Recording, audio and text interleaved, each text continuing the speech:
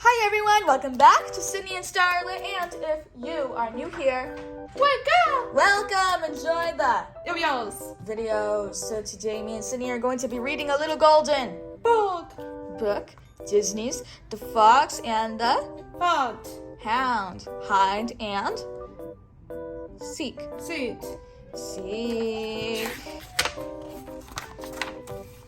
Todd was a lively young fox who lived on a farm. His friend Copper was a long-eared, big-footed hound pup who lived down the... What does this say? What does this say? Road. Todd and Copper did everything together. They swam in the ponds, they chased chickens out of the barn. They helped Boomer, the woodpecker, and Dinky, the sparrow, hunt for caterpillars. Sometimes they just sat under the oak tree and talked with Big Mama, the owl. Can you say owl? Owl! Every day as Todd watched Copper go home, he felt sad, empty feeling inside. Honey, said Big Mama, that empty feeling is called being lonely. Can you say lonely? Lonely. What sounds does the owl make? One afternoon, when Copper came to play, Todd was tired of chasing chickens and looking for caterpillars and staying around the farm. Let's go exploring in the forest, he said eagerly. That sounds like fun, Copper said. I'll race you across the meadow. You two ought to wait till tomorrow morning, Big Mama called after them. It gets dark fast in the forest, and you might get lost. Don't worry, Todd said. We'll be careful, and off they ran. It was cool and dim in the forest. The trees were close together and their leafy branches shut out the sky. The only sounds were the chirping of birds and the rustling of small animals in the underbrush. What a good place for hide and seek, cried Todd. Want to play, Copper? I'll hide and you look for me. Okay, said Copper. I'll find you too.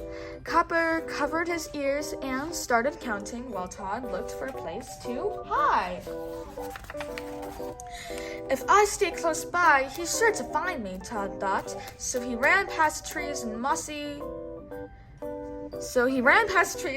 rocks and swam across a little stream.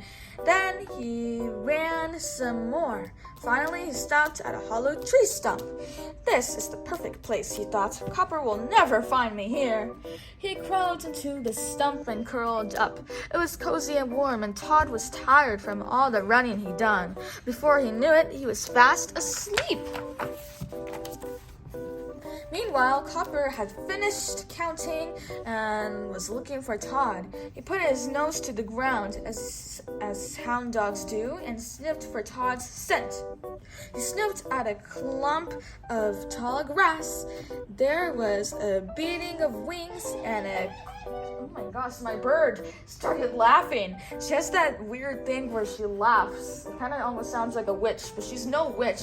She is a beautiful, peaceful dove. Oh my gosh. Okay, back to where I was. A big beating of wings and a quail flew out. He sniffed at some dry leaves under a big beech tree. Two squirrels jumped out and ran up the tree. He sniffed around a fallen log, and a prickly porcupine rattled its quills at him. At last, Copper picked up Todd's scent. He followed it to the stream, and he swam across. But when he got to the other side and started sniffing again, there was no trace of Todd. Copper began to get worried. What if it gets dark before I find Todd, he thought. And it was dark when Todd woke up. Copper didn't find me, he thought, as he climbed out of the tree stump. Maybe he went home without me. I'll never be able to find my way home by myself. Todd was frightened. Suddenly, he heard something move behind him. He turned around. Two eyes gleamed in the darkness. It must be a bear, Todd thought, trembling. Oh, I wish Copper was here. He was so scared that he began to cry. Todd, is that you? His shaky little voice asked. Copper, Todd exclaimed.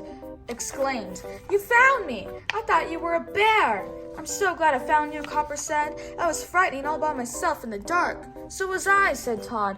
I thought you had gone home and left me here alone. I wouldn't do that, said Copper. We're friends. Friends stick together and help each other out. Todd and Copper huddled close to each other to keep warm. It's not so scary in the forest when you have a friend to keep you company, Todd said. Everything's easier when you have a friend, said Copper. Tomorrow morning we'll help each other find the way home. No need to wait that long, said a voice above them. It was Big Mama. I had a feeling you two might need some help, she said. When you weren't back by sundown, I figured I'd better come looking for you. We're glad you did, Big Mama, Copper said. Thank you. Well, honey, you're my friends, said Big Mama. Friends take care of each other. Now you just follow me and I'll have you home in no time. When they were out of the forest and across the meadow, Todd and Copper started to say goodbye.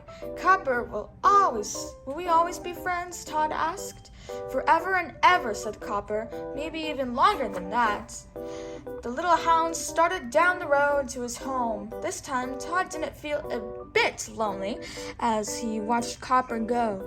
He knew that no matter how often Copper left, he'd always come back. After all, he was a friend, and that's what friends do. That is the end. So that is it for today, everyone. I really hope you all enjoyed it, and we'll see you all next time. Bye-bye. Bye-bye. Pick out your favorite page.